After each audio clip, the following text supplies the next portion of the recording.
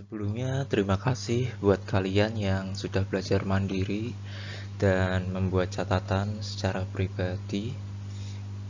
Nah, kali ini saya akan membahas apa yang mungkin sudah kalian pelajari secara mandiri, supaya kalian bisa cross-check dengan pemahaman kalian.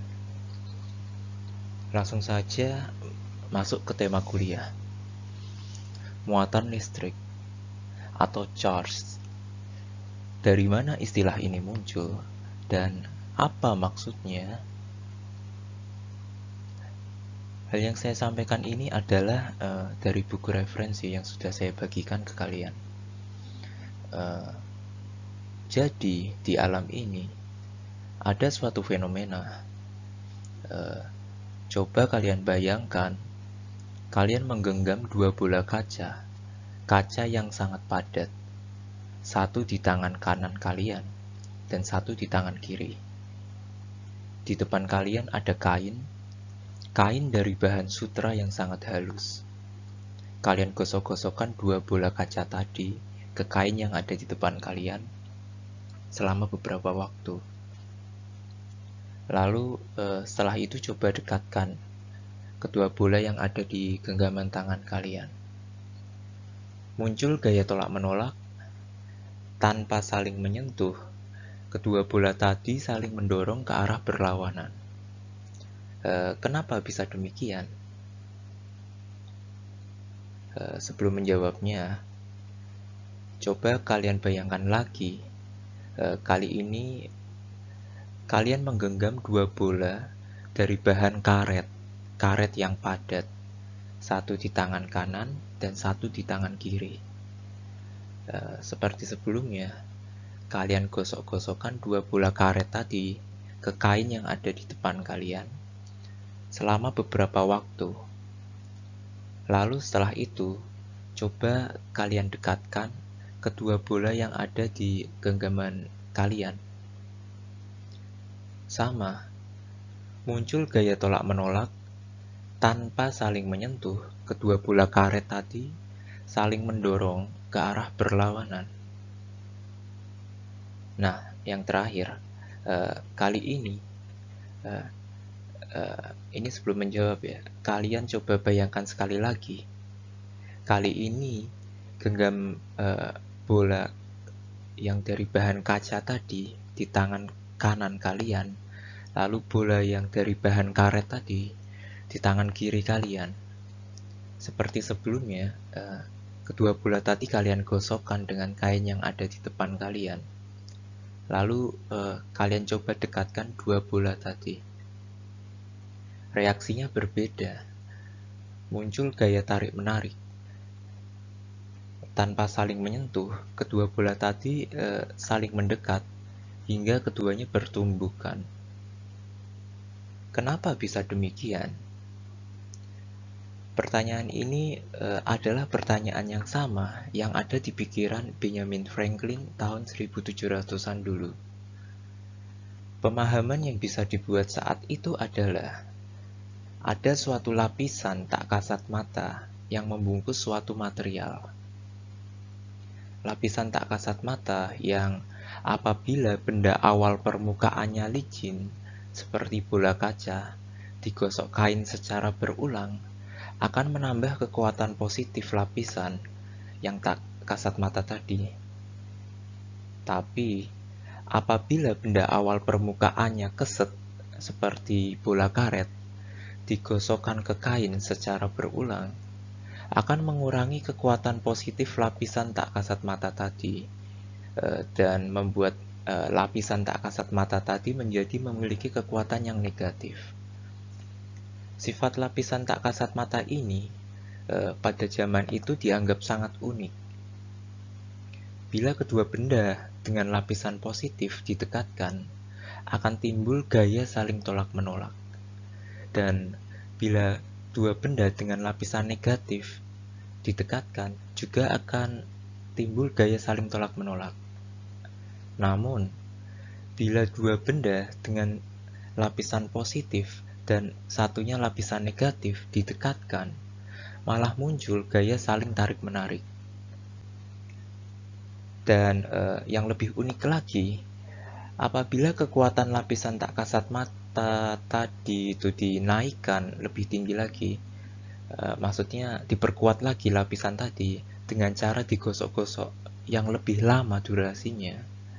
Ketika didekatkan, selain muncul gaya saling tarik-menarik, juga muncul percikan listrik seperti petir. Percikan listrik ini mirip dengan apa yang dihasilkan oleh Volta dalam penelitiannya tentang sel Volta di tahun-tahun itu. Sehingga menjadi kesimpulan di zaman itu bahwa lapisan tak kasat mata ini dibentuk oleh sesuatu hal yang masih belum diketahui, sesuatu yang memiliki sifat dasar kelistrikan.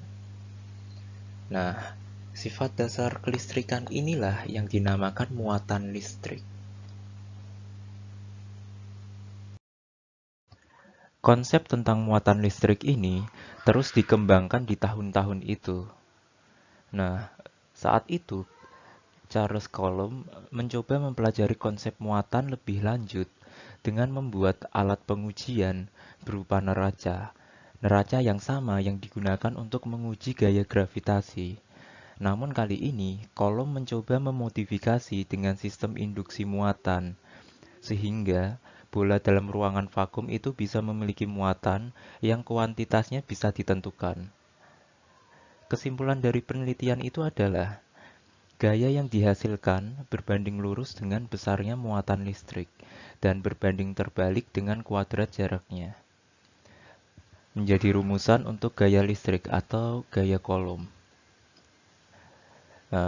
Setelah itu penelitian tentang muatan listrik terus dikembangkan di tahun 1909 itu Millikan dengan idenya tentang eksperimen tetes minyak itu bisa mendapatkan nilai kuantitas terkecil dari muatan listrik negatif dan mendapatkan Nobel Prize untuk itu. Lalu di tahun 1920 Rutherford dengan penelitiannya menggunakan spektrometer massa mendapatkan nilai kuantitas terkecil muatan listrik positif. Juga mendapatkan Nobel Prize untuk itu.